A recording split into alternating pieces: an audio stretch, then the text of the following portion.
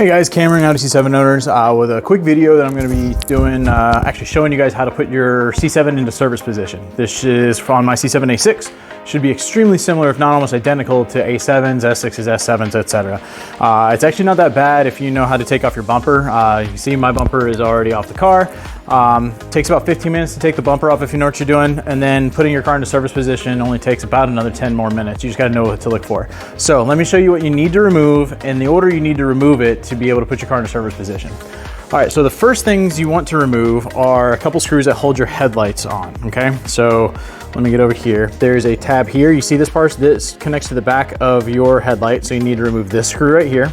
And you can just loosen it up if you want to, because this thing is on a tab that kind of stays attached here. But you loosen that up because this part's open and it'll slide out. Underneath here, behind this bracket that holds your bumper to the fender, there's another tab for your headlight, and it's right there. You got to remove that screw. That screw will come all the way out. And then for your headlights, that should be good. You can see over here, I just finished putting my car back together. I haven't tightened it down, but I got that there. The other one isn't put in yet. So after you get those two done, you need to remove this screw here, this Torx, and that's what's mounting your carriage to your to the actual body of your car. So remove that one, not this one. That holds your fender on, not this one. That's another headlight tab that you can keep connected, but that one. If you want to remove this tab or this screw here, this is a tab that connects your headlights. That's not a bad idea, because as you're pulling this apart, this is old and brittle. This is moving, your headlight's moving with it, but it can still break the tab. And you can see my tab broke on this one.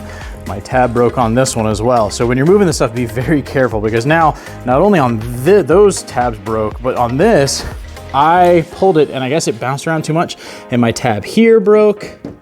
And there's another place that it connects in the back there, and it broke there. So this headlight is being held in by that and by the one underneath. And that's fine. It'll probably bounce around a little bit when I'm driving, but it should hold steady just fine.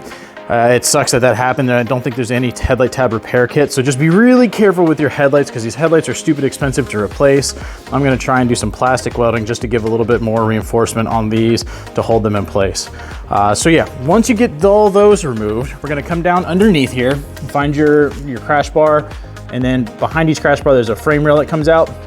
So on the bottom, on each side, you get underneath here, there are two bolts. And I know I don't have, let me get a flashlight. Okay, so there are two bolts underneath here, okay? You can see them both there. There's one on the right and left. The first one you want to remove is the one on the left, okay? The inner bolt, so to speak. That one there where the hot spot is. It's 16 millimeter, pull that out. And then once you pull that one out, you're gonna take your extended bolts that you're using, which mine, I've got so much stuff here because I'm doing a ton of work on my car right now. Where did it go? Stand by. Okay, I found one. So this is the extended bolt that I'm using. This one came from APR. I will try and get the length and the pitch thread, like all the specifics you need to find this bolt in like a Home Depot or something. But you know, you can see it's about 6 inches, 7 inches long or so.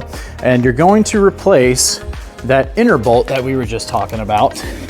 This one, you're going to take that one out and then put your extended bolt into that one on each side. So the inner bolt, pull those out and then replace that with your extended bolt and get them threaded in there a few threads, you know, so they won't pull out easily.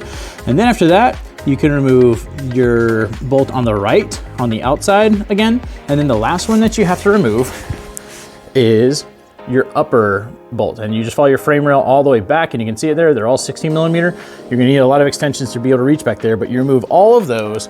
And then before you start tugging, the last thing you wanna make sure that you have removed, you can see this is pulled away because I'm about to do valve cover gasket here, but this nipple here that comes off the front of your coolant reservoir is this line. Make sure you have disconnected that. And because if you pull and that breaks, not a good time, right? So make sure that's disconnected. And after that, you can start to pull back your carriage assembly and just be real easy. Pull from your crash bar, kind of lift up, pull back slowly a little bit, go back and forth, make sure nothing's getting caught. Your hood release latch is running underneath here, and that will pull out a little bit.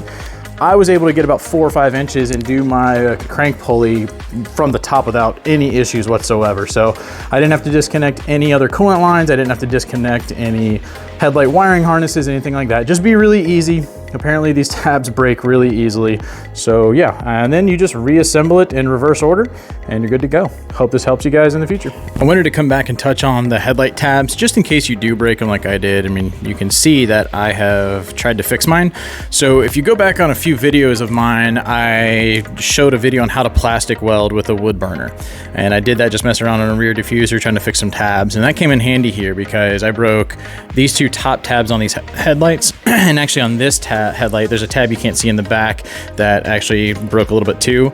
And so I used my plastic welding skills that I literally just got from doing my rear bumper diffuser, and I plastic welded these back together. Obviously it doesn't look very pretty and I might sand it down just to make it look a little bit better, but the headlight doesn't really move. It looks actually really stout. Let me show you. So there's no play in the headlight at all, so I actually feel really confident about the repairs I've done. We'll see what happens when I start just driving around. They might come apart again, and if that happens, I'm going to resort to JB Weld, because to my knowledge, there's not any headlight tab repair kit for these headlights like there are for some other Audi models. But, you know, it's better than paying $1,800 for a new headlight.